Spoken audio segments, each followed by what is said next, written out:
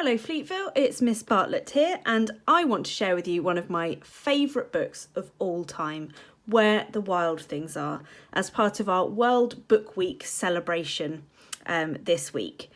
So today I'm going to read Where the Wild Things Are to you, and I'm going to set you a monstrous challenge to try and complete this afternoon. So let's begin. Where the Wild Things Are.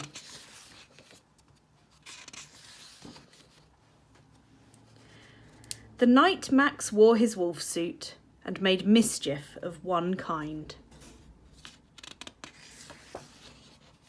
and another.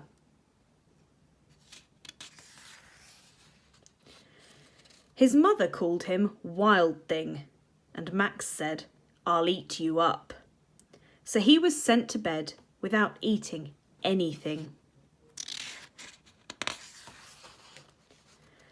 That very night in Max's room, a forest grew. And grew.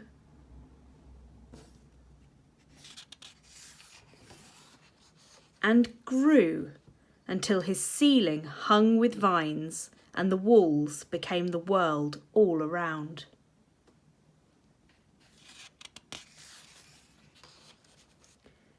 And an ocean tumbled by with a private boat for Max, and he sailed off through night and day.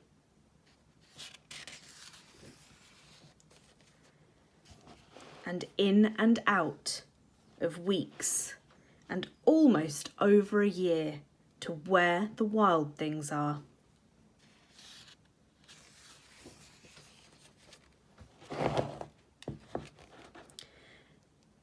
And when he came to the place where the wild things are, they roared their terrible roars and gnashed their terrible teeth, and rolled their terrible eyes and showed their terrible claws.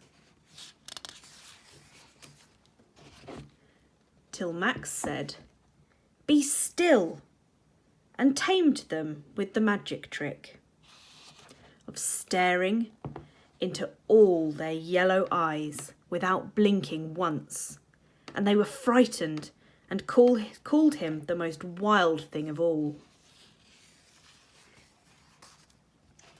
and made him king of all wild things.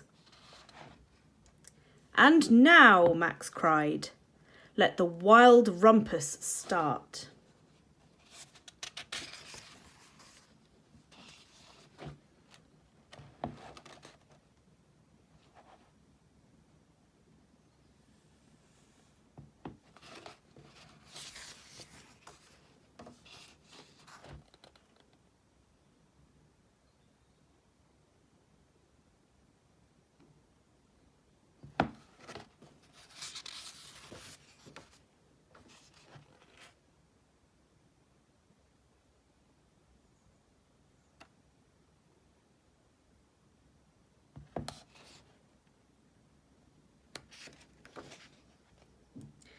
"Now stop," Max said, and sent the wild things off to bed without their supper.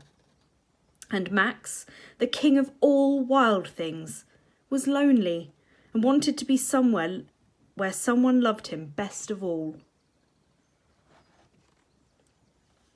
Then, all around from far away across the world, he smelled good things to eat.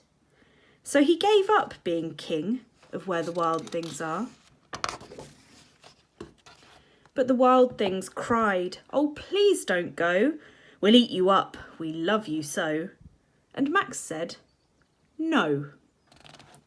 The wild things roared their terrible roars and gnashed their terrible teeth and rolled their terrible eyes and showed their terrible claws. But Max stepped into his private boat and waved goodbye, and sailed back over a year and in and out of weeks and through a day, and into the night of his very own room where he found his supper waiting for him. And it was still hot. Your World Book Week challenge for today is a crafty one. I'm challenging you to make a mask inspired by the monstrous faces of the wild things.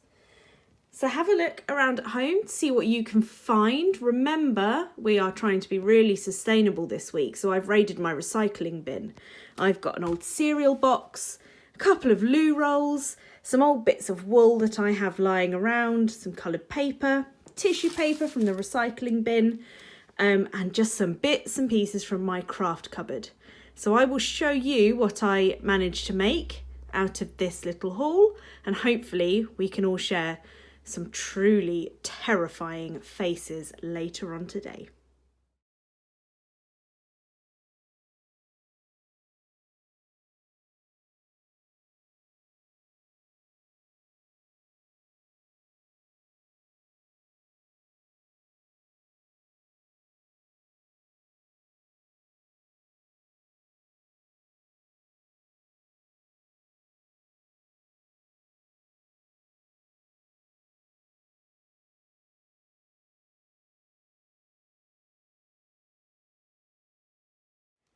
So there we have it, the finished article, my super scary, almost, wild thing mask made completely out of things I found hiding at home.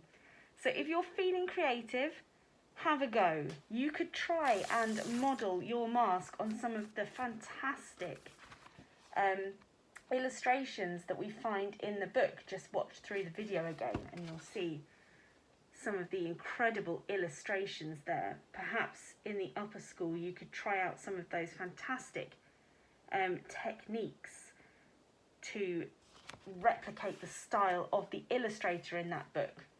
But I wonder who's going to make the scariest mask in your family.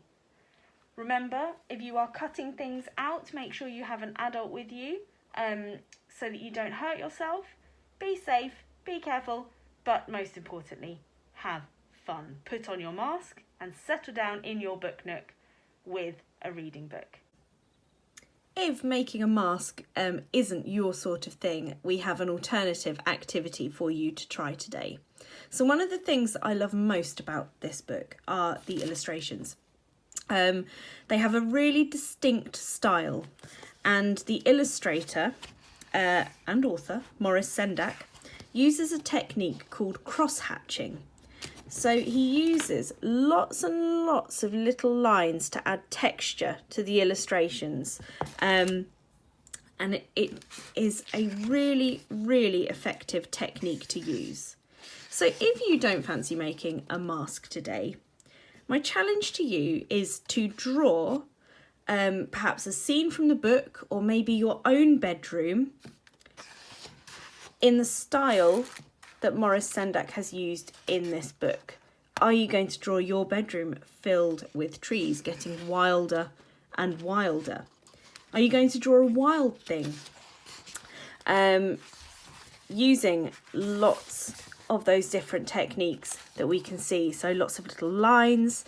We can see thicker bits of pencil line here to make things look a bit darker, some nice curly shapes there. You can get really creative with your drawing style.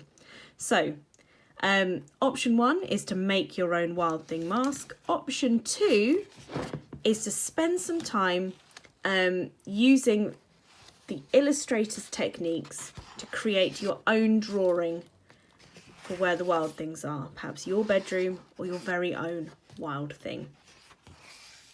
Happy World Book Day!